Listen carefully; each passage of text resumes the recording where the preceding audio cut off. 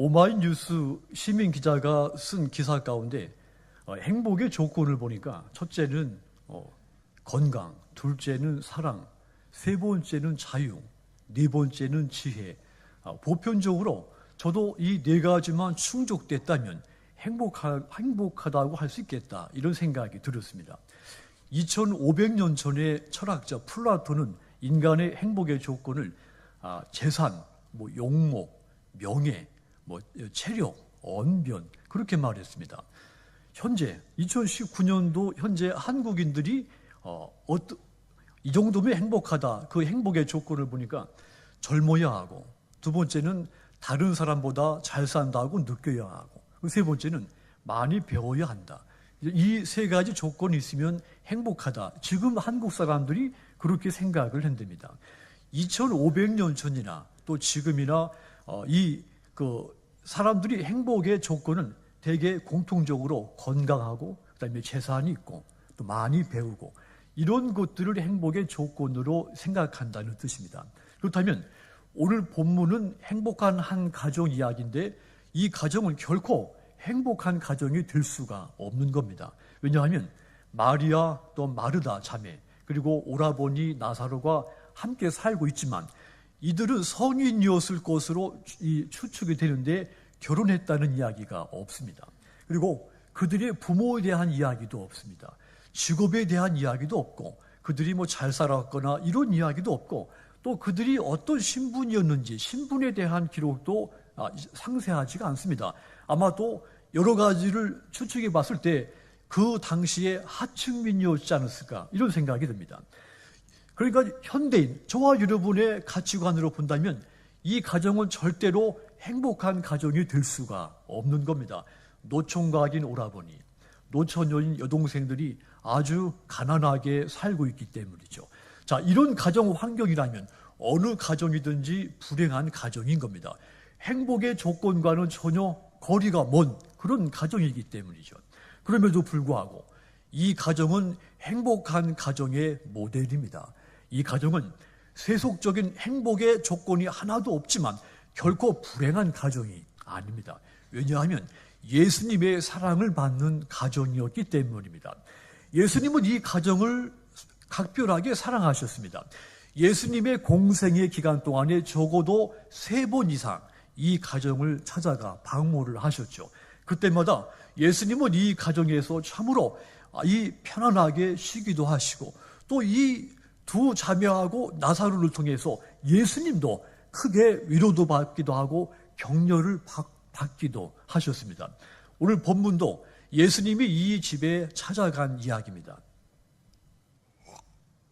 3절 보시면, 그때 마리아가 매우 값진 순나드 향유 한 그릇을 가져다가 예수의 발에 붓고 자기 머리털로 그 발을 닦았다. 온 집안에 향유 냄새가 가득 찼다. 현대인의 성경을 제가 읽어드렸습니다. 마리아가 자기 집에 찾아오신 예수님의 발 위에 향유를 붓고 자기 머리털을 풀어 예수님의 발을 씻었다, 이런 이야기죠. 자, 그러자 3절을 보니까 향유 냄새가 집에 가득하더라 그랬습니다. 온 집안이 이 향기로, 나드 향기로 가득 차게 됐다는 이야기입니다. 이 사건 이후부터 마르다 또 마리아의 집에는 향유 냄새 가득한 집, 그런 영광스러운 별명이 붙여졌습니다. 향유 냄새가 가득한 집이다. 이 얼마나 아름답고 행복한 이름의 표현입니까? 이 집은 향기가 가득 찬, 가장 불행할 것 같은 가정인데 가장 행복한 가정이 된 겁니다. 이 가정이 행복한 집이 될 수 있었던 비밀이 있습니다. 당연히 불행했어야 할 가정이 어떻게 가장 행복한 가정의 모델이 될 수가 있었겠습니까? 3가지 요소가 있었습니다. 첫 번째 요소가, 따라합시다, 나사로의 간증이. 나사로의 간증이 이 집에 있었기 때문에 가장 불행할 것 같은 집이 가장 행복한 가정이 된 겁니다. 간증은 자신의 종교적 체험을 고백하고 하나님의 살아계신 존재를 증언하는 것이 간증입니다. 특별히 우리 기독교인들의 간증은 예수님에 대한 나의 신앙적인 체험을 증언하는 것이 간증이죠. 내가 주님의 영광을 보았고 내가 주님의 사랑을 체험했고 내가 주님의 은혜를 경험했고 이런 것들을 증언하는 것이 간증입니다. 그렇다면 이 집에는 어떤 간증이 있었을까요? 어느 날 이 가정에 큰 불행이 닥쳐왔죠. 하늘이 무너지고 땅이 꺼질 만한 큰 슬픔이 이 가정에 찾아온 겁니다. 오라버니 나사로가 죽었기 때문이죠. 이 나사로는 마리아와 마르다 이 두 자매들에게 기둥이었습니다. 부모가 계시지 않았기 때문에 이 나사로는 이 두 자매에게는 없어서는 안 되는 기둥 같은 그런 존재였죠. 그런데 그 오라버니가 그만 죽고 만 겁니다. 이 얼마나 기구한 일입니까? 그들이 얼마나 절망하고 시리에 빠져 있었는지 마리아의 행동을 보면 알 수가 있습니다. 요한복음 11장 5절 보시면 예수께서 본래 마르다와 그 동생 나사로를 사랑하시더니, 자, 예수님께서 각별히 이 마르다와 마리아, 나사로를 사랑하셨다 그런 말이죠. 나사로의 집에 여러 차례 찾아갈 정도로 예수님은 이 집과 가깝게 지내면서 이 가족들을 각별하게 사랑을 하셨습니다. 어느 날 예수님께서 이 나사로가 죽었다는 소식을 듣고 그 집을 찾아갔습니다. 그때 이 마르다가 어떻게 하고 있었습니까? 요한복음 11장 20절 보시면 마르다가 예수께서 오신다는 말을 듣고 곧 나가 맞이하되 마리아는 집에 앉았더라. 마르다는 예수님이 자기 집에 오신다는 소리를 듣고 너무도 기쁜 나머지 밖으로 나가서 맞이했다 그랬습니다. 그런데 그 기쁜 순간에 마리아는 어떻게 하고 있었습니까? 집안에 앉아 있었다 그랬죠. 자기들을 가깝게 여기시고 자기들을 각별하게 사랑하신 그 주님이 자기 집에 온다는데, 근데 이 마리아는 이 마르다 같이 기뻐서 뛰어나갈 그런 힘조차 없었던 겁니다. 기운이 없었던 겁니다. 오라버니를 잃은 슬픔과 절망이 너무도 깊었기 때문이죠. 그만큼 마리아에게 나사로는 큰 의지가 됐는데 그 나사로가 죽은 겁니다. 마리아의 슬픔과 시리가 말로 표현할 수 없을 만큼 아주 컸다고 하는 이야기입니다. 자, 그런데 예수님이 그 죽은 나사로를 살리셨습니다. 이 기적은 그들 인생의 가장 큰 기적입니다. 이 기적의 체험은 그 가정에 두 번 다시 찾아오지 않을 놀라운 체험이었습니다. 불쌍하게 죽은 오라버니를 우리 예수님께서 기적으로 다시 살리셨다. 이것을 고백하는 순간 그들의 불행은 순식간에 사라집니다. 이후부터 그들은 이 기적의 사건만 생각하면 견딜 수 없도록 감사하고 간증하며 산 겁니다. 본문 1절 다시 보면 6월절 엿새 전에 예수께서 베다니에 이르시니 이곳은 예수께서 죽은 자 가운데 살리신, 따라합시다, 나사로가 있는 곳이라. 예수님께서 나사로가 살고 있는 베다니로 가셨는데 나사로는 예수님이 죽은 자 가운데 다시 살려낸 그 사람이다, 이런 뜻이죠. 죽었던 나사로가 살아서 예수님과 함께 저녁 식사를 같이 하고 있는 겁니다. 이 사실 자체가 살아있는 주님에 대한 간증이 된 겁니다. 나사로와 두 자매, 어떤 고난이 닥쳐와도 이 간증만 생각하며 기쁨과 행복으로 산 겁니다. 그러니까 이 간증이 불행한 이 가정을 가장 행복하게 만들었다고 하는 이야기입니다. 그들이 집에서 잔치를 열었습니다. 주님께서 우리 가정에, 우리 오빠에게, 우리 모든 가족들에게 행하신 이 놀라운 기적, 이 놀라운 은총, 이것이 너무 감사하고 기뻐서 잔치를 열고 함께 즐거워한 겁니다.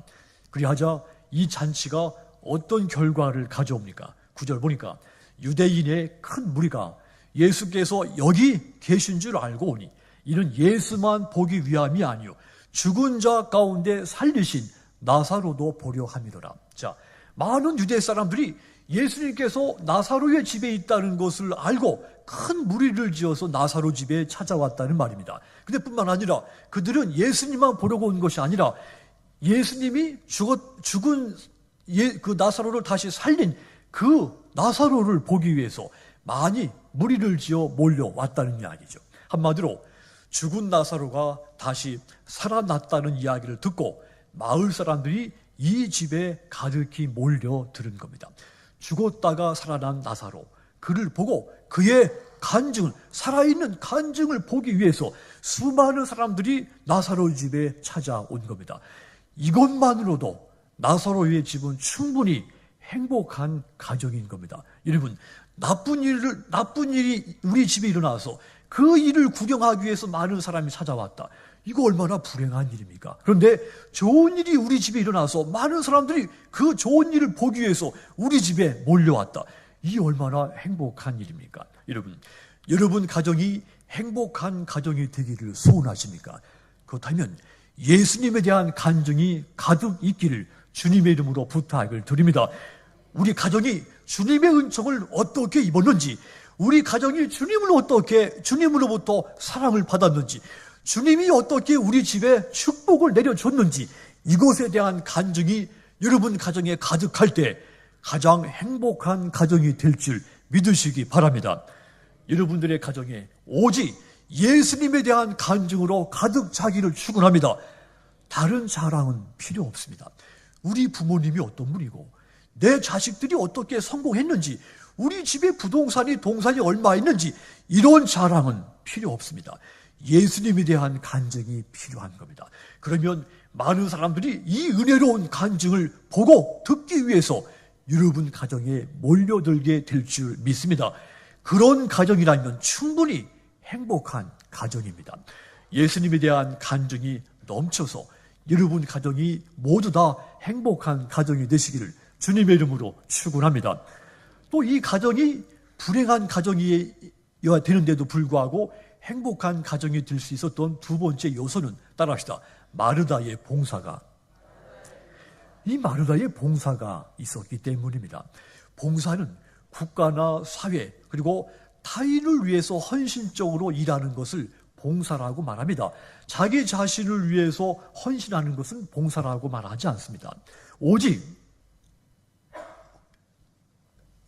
남을 위해 헌신할 때 그가 봉사한다, 그렇게 말하고, 그래서 이 봉사가 아름다운 행실인 겁니다. 나사로의 집에 봉사하는 사람이 있었죠.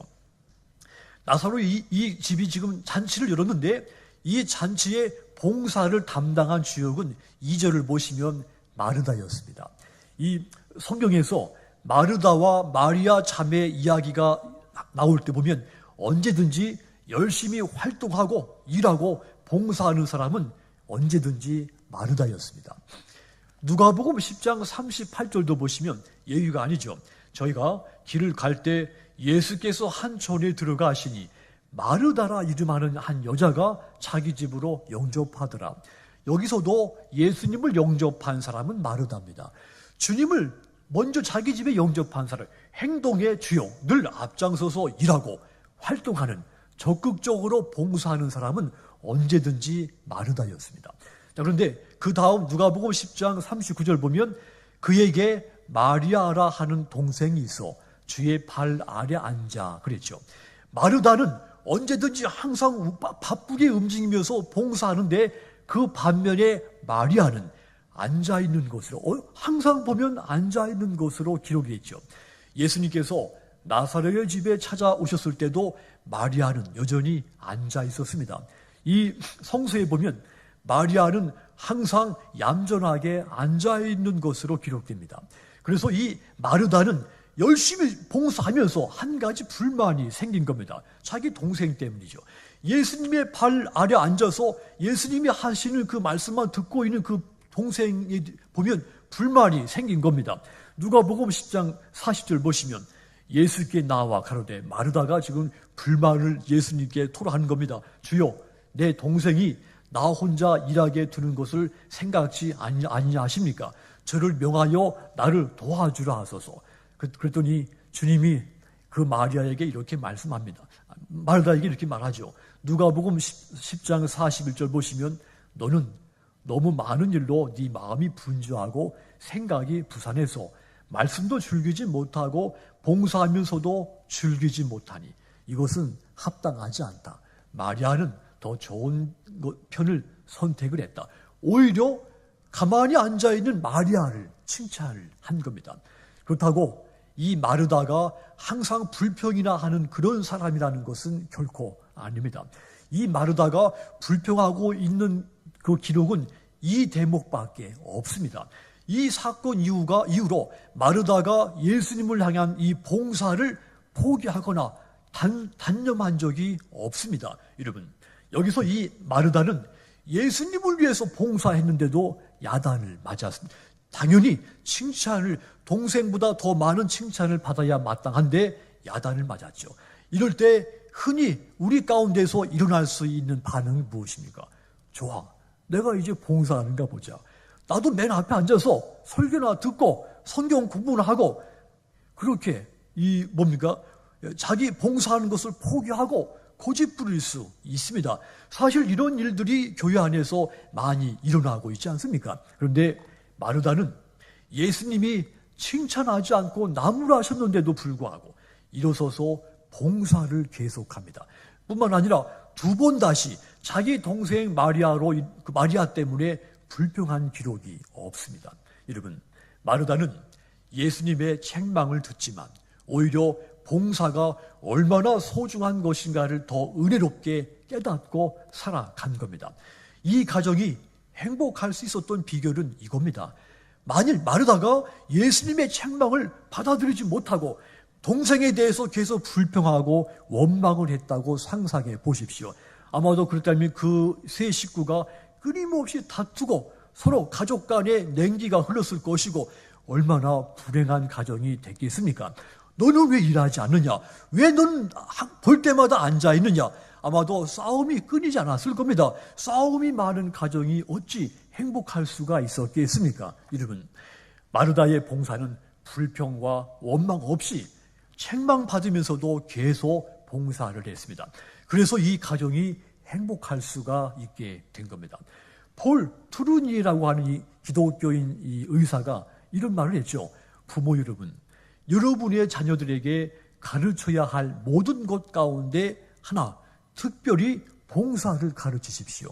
그러면 그들은 큰 자부심을 갖게 될 것입니다. 자녀들에게 남을 위한 봉사를 가르쳐라. 그런 말을 했습니다. 또 게리 체프먼과 로스 캠벨이 공동으로 지은 자녀를 위한 5가지 사랑의 언어의 그 책 내용 보면 자녀들에게 남에게 자연스럽게 봉사할 수 있는 사람이 되도록 가르치라, 이런 내용이 있습니다. 자녀들에게 다른 사람을 위해서 봉사하는 것을 가르쳐라. 그러면 자녀들이 올바르게 성장을 하고 가정이 행복해진다는 말입니다. 빌립보서 2장 22절은 그 증거입니다. 거기 보면 디모데의 연단을 너희가 안 하니 자식이 아버지에게 함같이 나와 함께 복음을 위하여 수고하였느니라 그랬죠. 여기서 이 수고하였느니라 이 말이 세번역으로 보면 봉사하였느니라 그렇게 되어 있습니다. 그러니까 디모데의 인품을 잘 알고 있듯이 그는 자식이 아버지에게 하듯이 바울을 위해서 봉사를 했다는 말입니다. 복음을 위해서 봉사를 했다는 이야기죠. 그러니까 디모데는 아주 어렸을 때부터 부모님에게 봉사하는 것을 배웠습니다. 성인이 돼서 남을 위해 봉사하는 사람이 된 겁니다. 그로 인해서 그의 가문이 칭찬을 받고 그의 가정이 행복한 가정의 모델이 될 수가 있었던 겁니다. 그러므로 여러분의 가정이 행복하기를 원하신다면 어떤 일이든지 예수님과 교회와 남을 위하여 봉사하는 가정이 되시기를 주님의 이름으로 부탁을 드립니다. 봉사가 있는 가정은 행복해지기 때문입니다. 봉사가 없으면 아무리 그 가정이 그 물질과 또 모든 것으로 넉넉해도 행복한 가정이 못 됩니다. 주님을 위해서, 교회를 위해서, 다른 사람을 위해서 봉사하는 가정이 진정으로 행복한 가정이 되는 겁니다.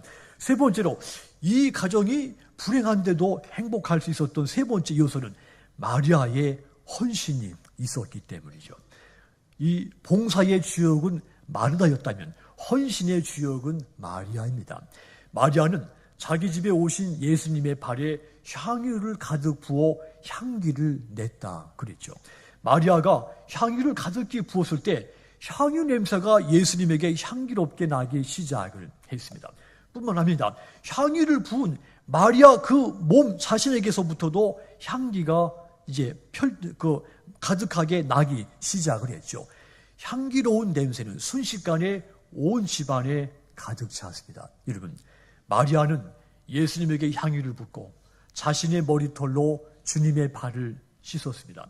그 후로 마리아가 시장에 가면 그 마리아의 몸에서 향기가 나고, 또 그가 교회 가면 교회에서 향기가 나고, 그가 어떤 모임에 가면 그 모임에서 이 향기로운 냄새가 퍼지기 시작을 한 겁니다. 마태복음 26장 13절 보시면 예수님이 이 마리아의 헌신을 칭찬하시면서 이런 말을 했죠. 이 복음이 전파되는 곳에 이 여자가 행한 일도 말하여 그를 기억하리라. 마리아의 헌신의 향기는 지금 복음이 전파되는 이 순간에도 향기로운 냄새가 전파되고 있는 겁니다. 여러분, 헌신은 향기를 냅니다. 순수한 헌신은 순수한 향기를 냅니다. 유치한 헌신은 유치한 냄새가 나는 법입니다. 잘못된 헌신은 잘못된 냄새가 나기 마련이죠. 그런데 예수님을 향한 이 순수한 헌신에 순결하고 아름다운 향기가 난 겁니다. 마리아가 예수님을 향해서 헌신을 하자 마리아의 집에 순결하고 아름다운 향기가 가득 넘치게 된 겁니다. 이로 인해 불행한 그 가정이 가장 행복한 가정이 될 수가 있었던 겁니다. 여러분, 좋은 향기는 행복을 떠올리게 만들죠. 향기가 그 냄새가 좋으면 기분이 좋아집니다. 또 행복한 감정이 생각이 나죠. 좋은 향기가 없는 가정이라면 결코 행복한 가정이라 할 수가 없습니다. 마리아의 예수님을 향한 이 헌신이 이 가정에 가득 넘쳤기 때문에 행복하게 된 겁니다. 출애굽기 32장 29절 보시면 모세가 이르되 각 사람이 그 아들과 그 형제를 쳤으니 오늘날 여호와께서 헌신하게 되었느니라. 그가 오늘날 너희에게 복을 내리실 것이라 그랬습니다. 자, 너희들이 저마다 자녀와 형제 자매를 희생시켜 너희 자신을 하나님께 헌신했으니 하나님께서 너희에게 복을 내리실 것이다. 하나님은 헌신하는 사람들에게 행복을 주신다. 그런 이야기입니다. 여러분 가정이 향기 가득한 행복한 가정이 되기를 원하십니까? 그렇다면 여러분 가족 중에 누군가의 헌신이 있어야 됩니다. 남편이 되었든지 아내가 됐든지 아니면 시아버지가 됐든지 시어머니가 되었든지 누군가의 가족 중에 누군가의 헌신이 있으면 그 가정은 향기 가득한 행복한 가정이 되는 겁니다. 가정이 망가지고 불행해지는 것은 아무도 헌신하지 않기 때문입니다.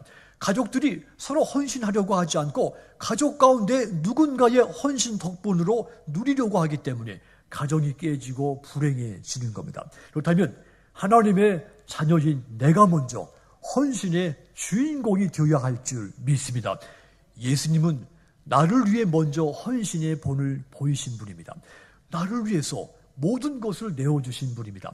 나의 허물을 덮으시기 위해서 찔리셨고 내 죄악을 사하시기 위해서 상처를 입으신 분이며 하나님과 나를 화목하게 만드시려고 징계를 받으신 분입니다. 그러므로 구원받은 내가 예수님처럼 먼저 가족을 위해서, 교회를 위해서, 남을 위해서 헌신하는 삶을 살아야 될 줄 믿습니다. 그러면 내 가정이 가장 행복한 가정이 될 줄 믿습니다. 고린도전서 16장 15절 보시면 형제들아 스데바나의 집은 곧 아가야의 첫 열매며 또 성도 섬기기를 작정한 줄 너희가 아는지라 내가 너희를 권한다. 스데바나 집안 이 가족들은 아가야 지방에서 제일 먼저 이 성도가 된 가정이며 성도를 섬기는 일에 헌신한 사람들이었다. 이런 이야기입니다. 그래서 그의 가정이 주 안에서 행복한 가정이 되었다는 말입니다. 그러므로 5월 이 가정의 달에 여러분의 가정들에게 서로 헌신하심으로써 주 안에 가장 행복한 그런 가정들이 다 되시기를 주님의 이름으로 축원합니다. 사랑하는 성도 여러분, 마르다와 마리아 그리고 나사로, 이들은 우리의 가치관으로 봤을 때 매우 불행한 사람들, 불행한 가정입니다. 오라버니, 언니, 동생 모두가 그 당시 관습으로는 나이가 들면 반드시 결혼을 해야 되는데 그들은 성인이 됐음에도 결혼을 못했고 서로 독립을 하지 못하고 한 집에서 살고 있습니다. 거기에다 오빠가 죽는 일까지 발생을 했습니다. 이보다 더 불행한 가정이 어디 있겠습니까? 두 자매들이 극단적인 선택을 하지 않은 것만도 다행스러울 정도로 불행한 가정이어야만 됐습니다. 그런데 이 가정은 지상에서 가장 행복한 가정이 됩니다. 나사로의 간증과 마르다의 봉사와 마리아의 헌신, 이 세 가지가 있었기 때문에 행복한 가정이 된 겁니다. 여러분, 행복한 가정의 조건을 세상에서 찾으려 가면 결코 행복한 가정이 될 수가 없습니다. 세상적인 행복의 조건은 그 갖추는 순간 더 큰 조건이 욕심되기 때문에 결코 세상적인 조건으로 여러분 가정을 행복하게 만들려고 하는 순간 행복은 영원히 찾아오지 않습니다.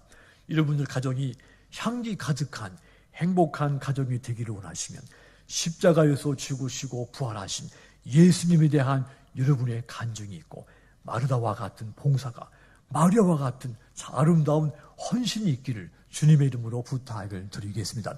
이 세 가지 조건만 갖추었다면 반드시 행복한 가정이 될 줄 믿습니다.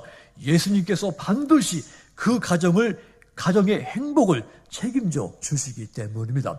5월 가정의 달에 행복한 가정들 모두 다 되시기를 주님의 이름으로 축원합니다. 기도하겠습니다. 사랑이 많으신